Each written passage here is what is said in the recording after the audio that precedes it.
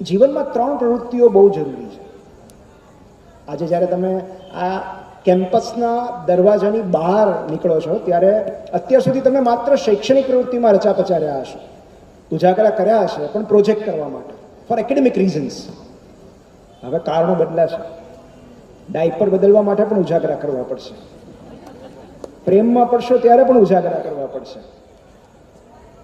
તો જીવનમાં 3 પ્રવૃત્તિઓ બહુ જરૂરી છે. પહેલી એ પ્રવૃત્તિ જેમાંથી અર્થોપાર્જન થાય, જેમાંથી રોજગાર મળે, આવક મળે, રૂપિયા મળે, બહુ જ જરૂરી છે, પહેલી પ્રવૃત્તિ. બીજી જેમાંથી સ્વાસ્થ્ય મળે.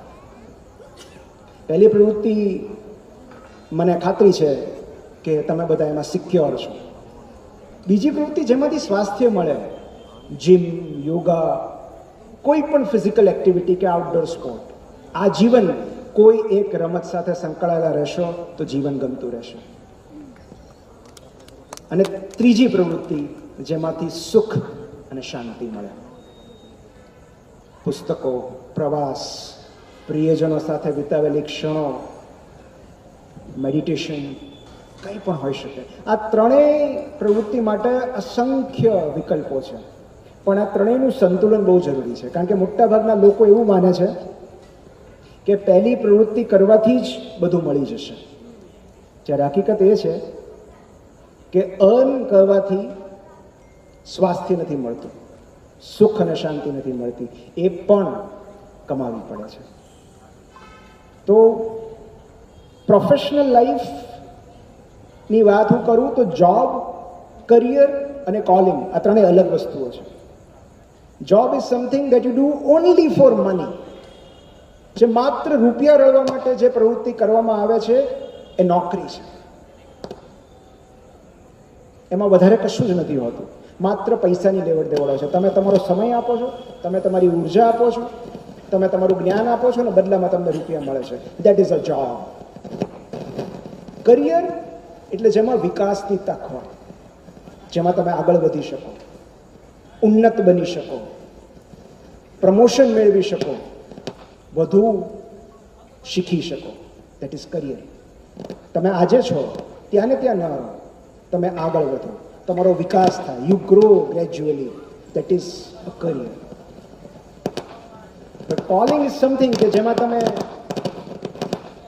કામ અને જીવન એ બંને એકાકાર થઈ જાય. તમારું કામ જ તમારું જીવન. The work becomes play. તમને એવું લાગે જ નહીં કે તમે કામ કરી રહ્યા છો, જેને આપણે ગુજરાતીમાં હેતુ કહીએ, ધ્યેય કહીએ, ઉદ્દેશ્ય કહીએ. So try to make a at least career out of it, not just job. And professional જીવનમાં કામ લાગે એવી એબીસી હું એને કહું છું. A is for attitude, B is for behavior, and C is for communication. A is attitude એક બહુ સરસ ટૂંકી વાર્તા છે કે બે મિત્રો રાહુલ અને અંકુર એક સાથે એક કંપનીમાં કામે લાગ્યા, અને 6 મહિના, વર્ષ, 2 વર્ષ ડાઉન ધ લાઈન રાહુલને પ્રમોશન મળવા લાગ્યું, રાહુલને એપ્રિસિએશન મળતું ગયું, ઇન્ક્રીમેન્ટ્સ મળતા ગયા, જ્યારે અંકુરને કશું જ ન મળ્યું. પેલો સિનિયર સેલ્સ ઓફિસર થઈ ગયો, આ એન્ટ્રી લેવલ જુનિયર ઓફિસર હતો. So he stayed at the same level. અને એને એવું લાગ્યું કે આ બહુ જ ફેવરિટિઝમ થાય છે, બહુ પાર્શિયાલિટી થાય છે, મારે આ કંપનીમાં જોબ નથી કરવી.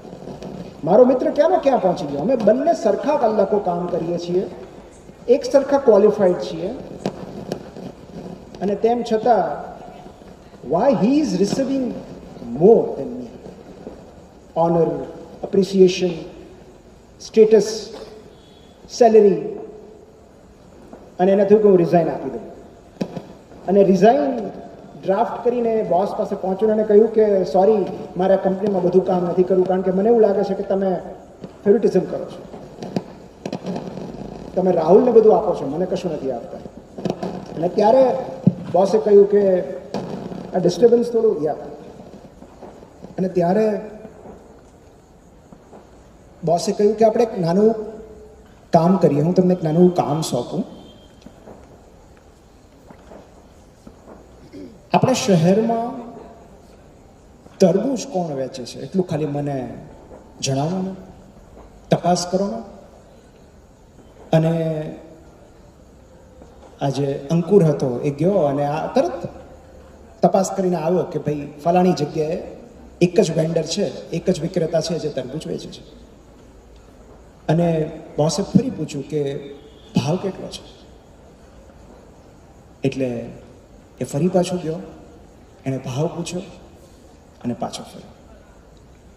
એણે કહ્યું કે હવે આપણે બીજા કેન્ડિડેટને રાહુલને આ કામ સોંપ્યું.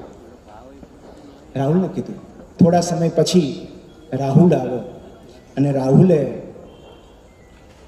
આખા શહેરમાં કોણ તરબૂચ વેચે છે, ભાવ કેટલો છે, હોલસેલમાં લઈએ તો કેટલું થાય, એક તરબૂચનું વજન કેટલું, એક તરબૂચનો ભાવ કેટલો, એની વાડી ક્યાં આવેલી છે, ત્યાંથી સીધા મંગાવીએ તો કેટલા સસ્તા પડે, કેટલા લાલ છે, કેટલા મીઠા છે, આ બધી જાણકારી લઈને આવ્યો. અને ત્યારે પહેલાંને સમજાઈ ગયું કે હું ક્યાં ઊણો ઉતરું છું. અને એણે બોસને કીધું કે મારે રિઝાઇન નથી કરવું, મને આની અંડરમાં કામ કરવાની તક આપો. So that is one instance. ને બીજી એક ઘટના જે મારી લાઈફમાં બનેલી થોડા સમય પહેલાં, જેમાંથી મને બહુ શીખવા મળ્યું. એક બપોરે મારી દીકરીને આઈસ્ક્રીમ ખાવો હતો અને મેં કહ્યું કે ચાલ હું તને લઈ જાઉં. અને અમે એક આઈસ્ક્રીમ શોપ પર ગયા અને ફ્રેન્ચાઇઝી લીધી હશે કોઈએ અને આખી શોપ ખાલી હતી, કોઈ જ નહોતું. સો વી વેર ધ ઓનલી કસ્ટમર્સ. અને ત્યાં જે બેઠો હતો કાઉન્ટર પર એ પોતાના ફોનમાં વ્યસ્ત હતો. I think he was playing games or કોઈને મેસેજ કરતો હોય કે જે બી હોય, પણ એનું ધ્યાન નહોતું. અમે 5 મિનિટ 7 મિનિટ ત્યાં ઊભા રહ્યા અને એણે અમારા તરફ બહુ ધ્યાન ના આપ્યું. અમે ઓર્ડર આપ્યા પછી પણ he was busy with his phone. અને મેં મારી દીકરીને કીધું કે ચાલ આપણે બીજે ક્યાંક જઈએ. સો અમે ત્યાંથી નીકળી ગયા because I thought he is not interested in business. અમે ત્યાંની એક લોકલ શોપમાં ગયા અને ત્યાં 10-15 લોકો ઊભા હતા, ભીડ હતી. અમારો વારો આવતા થોડો સમય લાગ્યો અને જેવો અમારો વારો આવ્યો એટલે એની ચાનો સમય થયો. એટલે કોઈ ગંડરી આપી અને ચા પેલા જે વેપારી હતા એને, અને એણે ચા બાજુ પર મૂકી દીધી ને અમને પૂછ્યું બોલો શું જોઈએ છે. એટલે મેં કીધું ચા પી લો ને, ચા ઠરી જશે. મને કે ચાની ઉતાવળ નથી, ઘરાક પાછા નહીં આવે. અને પછી મેં મારી દીકરીને સમજાવ્યું કે હવે તને ખ્યાલ આવ્યો કે કેમ અહીંયા ભીડ વધારે છે. સો એક બહુ જ સરસ કોટ છે, the man who does more than what he is paid for will always be paid more than what he does. તમને જે મળે છે એના કરતાં જ્યારે તમે વધુ આઉટપુટ આપો છો, વધુ પ્રયત્નો કરો છો, થોડા જ સમયમાં એવું થશે કે તમારા પ્રયત્નોની સરખામણીમાં તમારી આવક અનેક ગણી વધતી જશે. So I tell this to every professional, give more than expected. તમે જે ક્લાયન્ટને કમિટ કર્યું હોય એના કરતાં થોડું વધારે આપો. ઓર જો એ ન કરી શકો તો give some discount. Because second part જે છે એ છે બિહેવિયર છે. Never take your client for granted. એ છે તો આપણે છીએ. એક બહુ સરસ બુક છે બ્લિંક કરીને, માલ્કમ ગ્લેડવેલની, જેમાં એમણે એક બહુ સરસ ઇફેક્ટ લખી છે, થિન સ્લાઇસ ઇફેક્ટ. અને એમાં એમણે એક સુંદર એક્ઝામ્પલ દ્વારા આ ઘટના સમજાવી છે કે ધારો કે 2 ડૉક્ટર પાસે દર્દીઓ જાય છે, બંને ડૉક્ટરની ભૂલ થઈ, એક સરખી ભૂલ થઈ, કંઈક નેગ્લિજન્ટ થયું, તો જે પેશન્ટ છે એ કોને સ્યુ કરશે, કોના પર કેસ કરશે? અને આ એમણે અભ્યાસ કર્યો છે, ઇટ ઇઝ સ્ટડી કરેલો છે. અને એમાં એ એવું કહે છે કે ભૂલ ભલે કે ગમે તેટલી નાની હોય, પેશન્ટ્સ એ જ ડૉક્ટરને સ્યુ કરશે જેણે એને પ્રોપરલી ટ્રીટ નથી કર્યા, મિસબિહેવ કર્યું છે, એના પ્રત્યે ધ્યાન નથી આપ્યું. અને જો પેશન્ટને એવું લાગશે કે the doctor has been very kind, very nice to me, એની મોટામાં મોટી ભૂલ પણ એ નજરઅંદાજ કરશે, એને માફ કરશે.